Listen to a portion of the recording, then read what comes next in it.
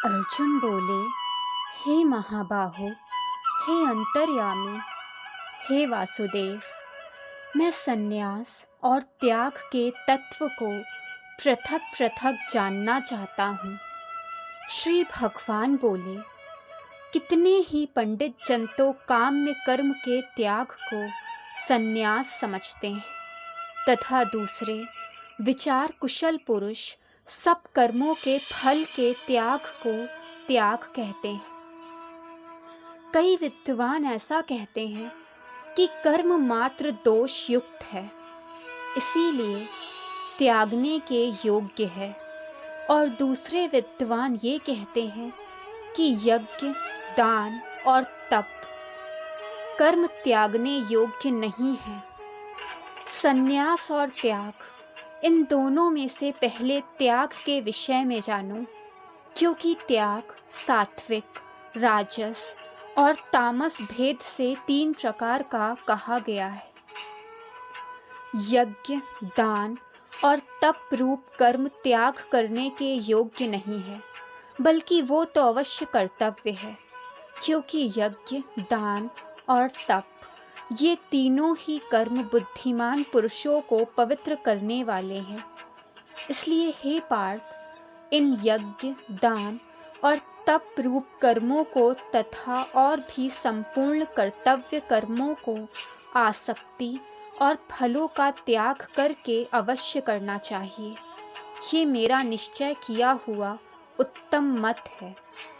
परंतु नियत कर्म का स्वरूप से त्याग उचित नहीं, इसीलिए मोह के कारण उसका त्याग कर देना तामस त्याग कहा जाता है। जो कुछ कर्म है वो सब दुख रूप ही है, ऐसा समझकर यदि कोई शारीरिक क्लेश के भय से कर्तव्य कर्मों का त्याग कर दे, तो वो ऐसा राजस त्याग करके त्याग के फल को किसी प्रकार भी नहीं पाता। हे अर्जुन, जो शास्त्र विहित कर्म करना कर्तव्य है, इसी भाव से आसक्ति और फल का त्याग करके किया जाता है, वही सात्विक त्याग माना गया है। जो मनुष्य अकुशल कर्म से तो द्वेष नहीं करता और कुशल कर्म से आसक्त नहीं होता, वो शुद्ध सत्व गुण से युक्त पुरुष, संशय रहित बुद्धिमान और सच्चा त्यागी है। क्योंकि शरीरधारी किसी भी मनुष्य के द्वारा संपूर्णता से सब कर्मों का त्याग किया जाना शक्य नहीं है, इसीलिए जो कर्म फल का त्यागी है वो असली त्यागी है। कर्म फल का त्याग ना करने वाले मनुष्यों के कर्मों का तो अच्छा, बुरा और मिला हुआ, ऐसे 3 प्रकार का फल मरने के पश्चात अवश्य होता है, किंतु कर्म फल का त्याग कर देने वाले मनुष्यों के कर्मों का फल किसी काल में भी नहीं होता। हे महाबाहो, संपूर्ण कर्मों की सिद्धि के ये 5 हेतु कर्मों का अंत करने के लिए उपाय बतलाने वाले सांख्य शास्त्र में कहे गए हैं, उनको तू मुझसे भली भांति जान। इस विषय में अर्थात कर्मों की सिद्धि में अधिष्ठान और कर्ता तथा भिन्न भिन्न प्रकार के कारण एवं नाना प्रकार की अलग अलग चेष्टाएं, और वैसे ही 5वां हेतु दैव है। मनुष्य मन, वाणी और शरीर से शास्त्रानुकूल अथवा विपरीत जो कुछ भी कर्म करता है, उसके ये 5 कारण हैं। परंतु ऐसा होने पर भी जो मनुष्य अशुद्ध बुद्धि होने के कारण उस विषय में यानी कर्मों के होने में केवल शुद्ध स्वरूप आत्मा को कर्ता समझता है, वो मलिन बुद्धि वाला अज्ञानी यथार्थ नहीं समझता। जिस पुरुष के अंतःकरण में मैं करता हूँ ऐसा भाव नहीं है तथा जिसकी बुद्धि सांसारिक पदार्थों में और कर्मों में लिपायमान नहीं होती, वो पुरुष इन सब लोकों को मार कर भी वास्तव में ना तो मारता है और ना ही पाप से बंधता है। ज्ञाता, ज्ञान और ज्ञेय ये 3 प्रकार के कर्म प्रेरणा हैं, और कर्ता, करण तथा क्रिया ये 3 प्रकार का कर्म संग्रह है। गुणों की संख्या करने वाले शास्त्र में ज्ञान और कर्म तथा कर्ता गुणों के भेद से 3-3 प्रकार के ही कहे गए हैं। उनको भी तू मुझसे भली भांति सुन। जिस ज्ञान से मनुष्य पृथक पृथक सब भूतों में एक अविनाशी परमात्मा को विभाग रहित स्वभाव से स्थित देखता है, उस ज्ञान को तू सात्विक जान। किंतु जो ज्ञान अर्थात जिस ज्ञान के द्वारा मनुष्य संपूर्ण भूतों में भिन्न भिन्न प्रकार के नाना भावों को अलग अलग जानता है, उस ज्ञान को तू राजस जान। परंतु जो ज्ञान एक कार्य रूप शरीर में ही संपूर्ण के सदृश आसक्त है तथा जो बिना युक्ति वाला अर्थ से रहित और तुच्छ है, वो तामस कहा जाता है।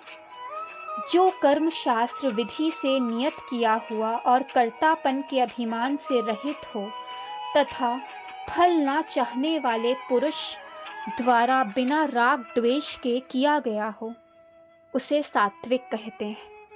परंतु जो कर्म बहुत परिश्रम से युक्त होता है तथा भोगों को चाहने वाले पुरुष द्वारा या अहंकार युक्त पुरुष द्वारा किया जाता है, वो कर्म राजस कहा गया है। जो कर्म परिणाम, हानि, हिंसा और सामर्थ्य को ना विचार कर केवल अज्ञान से आरंभ किया जाता है, वो तामस कहा जाता है। पृथ्वी में या आकाश में अथवा देवताओं में तथा इनके सिवा और कहीं भी ऐसा कोई भी सत्व नहीं है जो प्रकृति से उत्पन्न इन 3 गुणों से रहित हो। हे परंतप, ब्राह्मण, क्षत्रिय और वैश्यों के तथा शूद्रों के कर्म स्वभाव से उत्पन्न गुणों द्वारा विभक्त किए गए हैं। शूरवीरता, तेज, धैर्य, चतुरता और युद्ध से ना भागना, दान देना, ये सब क्षत्रिय के स्वाभाविक कर्म हैं। खेती, गौपालन, सत्य व्यवहार, ये वैश्य के स्वाभाविक कर्म हैं तथा सभी वर्णों की सेवा करना शूद्र का भी स्वाभाविक कर्म है।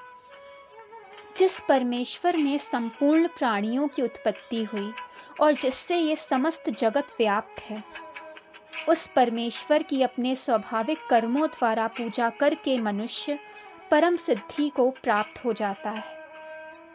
अतएव हे कुंती पुत्र, दोष युक्त होने पर भी सहज कर्म को नहीं त्यागना चाहिए, क्योंकि धुएं से अग्नि की भांति सभी कर्म किसी न किसी दोष से युक्त हैं।